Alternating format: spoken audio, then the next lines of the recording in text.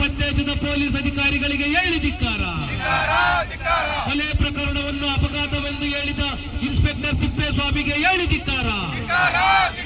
ಕೊಲೆ ಪ್ರಕರಣವನ್ನು ಅಪಘಾತವೆಂದು ಬಿಂಬಿಸಿದ ಇನ್ಸ್ಪೆಕ್ಟರ್ ತಾಲೂಕಿನ ಹತ್ತಿಬೆಲ್ಲಿ ಹೋಬಳಿಯ ದಾಸನಪುರ ಗ್ರಾಮದಲ್ಲಿ ಸಹೋದರರಾದಂಥ ಸುರೇಶ್ ಅವರು ಒಂದು ಕೊಲೆ ಪ್ರಕರಣವನ್ನು ಸುಮಾರು ದಲಿತ ಮತ್ತು ಪ್ರಗತಿಪರ ಸಂಘಟನೆಗಳ ಒಕ್ಕೂಟ ಇವತ್ತು ಆನೇಕಲ್ನಲ್ಲಿ ಎಲ್ಲ ಮುಖಂಡರು ಸೇರಿ ಇವತ್ತೊಂದು ಅಹೋರಾತ್ರಿ ಧರಣಿಯನ್ನು ಹಮ್ಮಿಕೊಂಡಿದ್ದೀವಿ.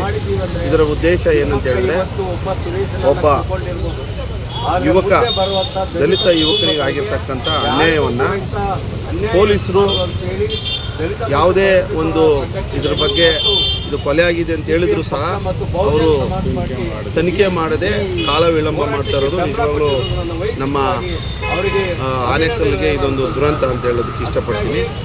ಇವತ್ತು ನಮ್ಮೆಲ್ಲ ಒತ್ತಾಯ ಏನಂತ ಹೇಳಿದ್ರೆ, ಎಲ್ಲ ನಮ್ಮ ಅನೇಕ ದಲಿತ ಪರ ಸಂಘಟನೆಗಳು, ಪ್ರಗತಿಪರ ಚಿಂತಕರು ಮತ್ತು ಕನ್ನಡ ಪರ ಸಂಘಟನೆಗಳು ಕೂಡ ನಾವು ಏನು ಆಗ್ರಹ ಮಾಡ್ತಾ ಇದ್ದೀವಿ ಅಂತ ಹೇಳಿದ್ರೆ, ಕಳೆದ 4 ವರ್ಷ ಆಗಿದೆ. ಈಗ 4 ವರ್ಷದಿಂದಲೂ ಸಹ ಯಾವುದೇ ಪೊಲೀಸ್ ತನಿಖೆ ಮಾಡ್ತಾ ಇಲ್ಲ.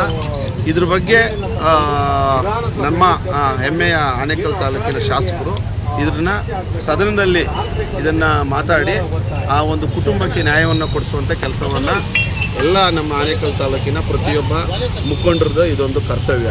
ಹಾಗಾಗಿ ಇವತ್ತು ಆನೇಕಲ್ ತಾಲೂಕಲ್ಲಿ ನಮ್ಮ ತಹಸೀಲ್ದಾರ್ ಕಚೇರಿಯ ಮುಂದೆ ಸುಮಾರು ಬೆಳಗಿನಿಂದಲೂ ನಾವು ಸರಿಸುಮಾರು ಇಲ್ಲಿ ಅಹೋರಾತ್ರಿ ಧರಣಿಯನ್ನು ಹಮ್ಮಿಕೊಂಡಿದ್ದೀವಿ. ಈ ಒಂದು ಧರಣಿಗೆ ಬಂದಂಥ ಎಲ್ಲ ಮುಖಂಡರುಗಳಿಗೂ ವಿಶೇಷವಾಗಿ ಭೀಮವಂದನೆ ಹೇಳ್ತಾ, ಇವತ್ತು ಒಬ್ಬ ಅನ್ಯಾಯಕ್ಕೆ ಒಳಗಾಗಿರ್ತಕ್ಕಂಥ ಒಂದು ದಲಿತ ಕುಟುಂಬಕ್ಕೆ ನ್ಯಾಯ ಕೊಡಿಸುವಂಥ ನಾವೆಲ್ಲ ಮುಂದೆ ಬಂದಿದ್ದೀವಿ. ಇದು ನಮ್ಮ ಉದ್ದೇಶ ಇಷ್ಟೇ. ಈ ಒಂದು ಸಾವಿನ ಹಿನ್ನೆಲೆಯಲ್ಲಿ ಯಾರಿದ್ದಾರೆ ಮತ್ತು ಅವ್ರದ್ದು ಹೆಂಗೆ ಕೊಲೆ ಆಗಿದೆ ಅದನ್ನು ಗಂಭೀರವಾಗಿ ಪೊಲೀಸರವರು ಇವತ್ತು ನಮ್ಮನ್ನು ಆಳುವ ಸರ್ಕಾರಗಳು ಇದ್ರ ಬಗ್ಗೆ ಕ್ರಮವನ್ನು ವಹಿಸಿ ಇವತ್ತು ನಮ್ಮ ಸೂಪರಿಂಟೆಂಡೆಂಟ್ ಆಫ್ ಪೊಲೀಸ್ ನಮ್ಮ ಯಾರು SP ಸಾಹೇಬರಾಗಿರ್ಬೋದು ಅಥವಾ DYSP ಅವರಾಗಿರ್ಬೋದು ಇದ್ರ ಬಗ್ಗೆ ನೀವು ಸೂಕ್ತ ಕ್ರಮವನ್ನು ಮಾಡಲೇಬೇಕು ಅಂತ ಆಗ್ರಹಿಸಿ ಇವತ್ತು ಅಹೋರಾತ್ರಿ ಧರಣಿಯನ್ನು ಮಾಡ್ತಾಯಿದ್ದೀವಿ. ಇದನ್ನು ನಾವು ಸಾಂಕೇತಿಕವಾಗಿ ಮಾಡ್ತಾಯಿದ್ದೀವಿ.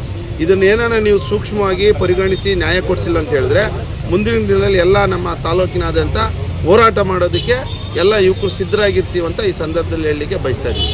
ನಮಸ್ಕಾರ. ಸುರೇಶ್ನ ಕೊಲೆ ಪ್ರಕರಣವನ್ನು ನಿಜವಾಗಲೂ ಖಂಡಿಸ್ತಾ ಇದ್ದಾರೆ.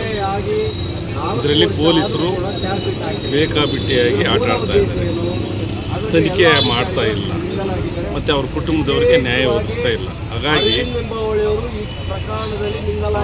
ದಲಿತ ಮತ್ತು ಪ್ರಗತಿಪರ ಚಳವಳಿಗಳು ನಿರಂತರವಾಗಿ 4 ವರ್ಷದಿಂದ ಇದ್ರ ಬಗ್ಗೆ ಹೋರಾಟಗಳನ್ನು ಮಾಡ್ತಾ ಬರ್ತಾ ಇದೆ.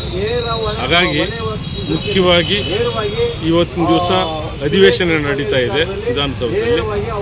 ನಮ್ಮ ಶಿವಣ್ಣವರು ಇದನ್ನು ಪ್ರಶ್ನೆ ಮಾಡಿ ಈ ಪ್ರಕರಣವನ್ನು ಎತ್ಕೊಂಡು ಅವ್ರ ಕುಟುಂಬಕ್ಕೆ ನ್ಯಾಯ ಒದಗಿಸಿಕೊಡ್ಬೇಕಂತ ಇಲ್ಲಿರ್ತಕ್ಕಂಥ ಎಲ್ಲ ಹೋರಾಟಗಾರರ ಪರವಾಗಿ ನಾವು ಆಗ್ರಹಿಸ್ತಾ ಇದ್ದೇವೆ ಮತ್ತು ಉಗ್ರವಾದ ಎಚ್ಚರಿಕೆಯನ್ನು ಸಹ ಕೊಡ್ತಾ ಇದ್ದೇವೆ. ಮತ್ತು ಪೊಲೀಸರನ್ನ, ಈ ಸಂಬಂಧಪಟ್ಟ ಪೊಲೀಸರು ಯಾರಿದ್ದಾರೆ ಅವ್ರನ್ನ ಅಮಾನತು ಮಾಡಬೇಕು, ಆ ಕುಟುಂಬಕ್ಕೆ ನ್ಯಾಯ ಒದಗಿಸಬೇಕು ನಮ್ಮ ಆಗ್ರಹ.